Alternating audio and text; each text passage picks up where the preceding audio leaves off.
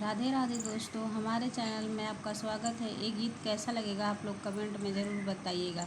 लाइक करिएगा, शेयर करिएगा, सब्सक्राइब करना ना भूलिएगा दोस्तों। लाइक शेयर सब्सक्राइब।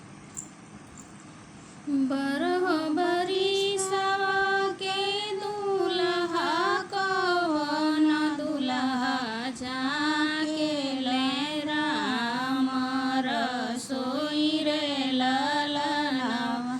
अरे जाके ले राम रसोई रे ललनवा।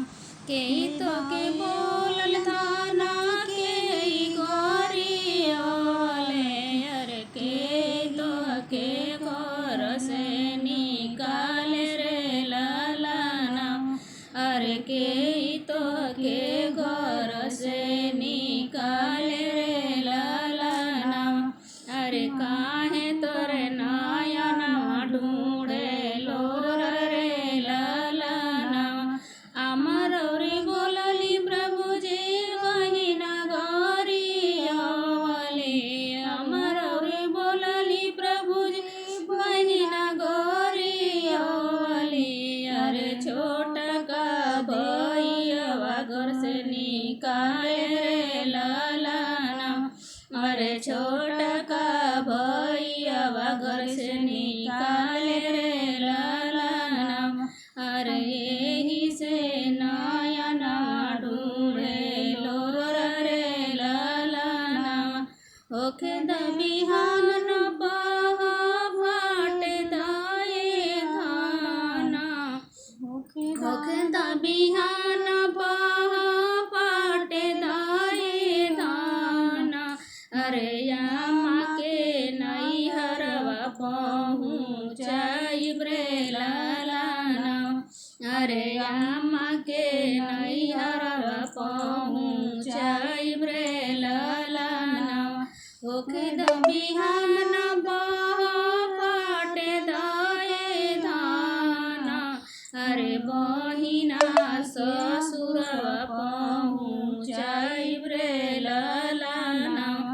अरे बहिना ससुरवा पहुँचाइब रे ललनवा। होखे द बिहान फाटे दाए धाना। अरे छोटका भैया अलगा करब रे ललनवा। अरे छोटका भैया अलगा करब रे ललनवा। अमरौरी हवी प्रभु दुआरिया के टोटिया। अरे बहिना पराया धन के आसरे ललनवा। अरे बहिना पराया धन के आसरे ललनवा। छोटका भैया प्रभु जी बाबा के दुलरुआ। छोटका भैया प्रभु जी बाबा के दुलरुआ। अरे हम त चिन्हली मानवा तोहार रे ललनवा। अरे हम त चिन्हली मानवा तोहार